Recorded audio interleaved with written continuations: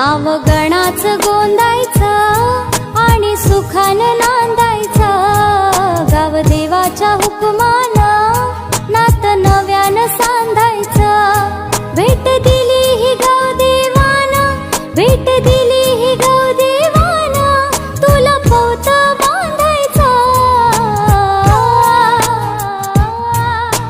पौत बांधायचं गणाला, पौत बांधायचं।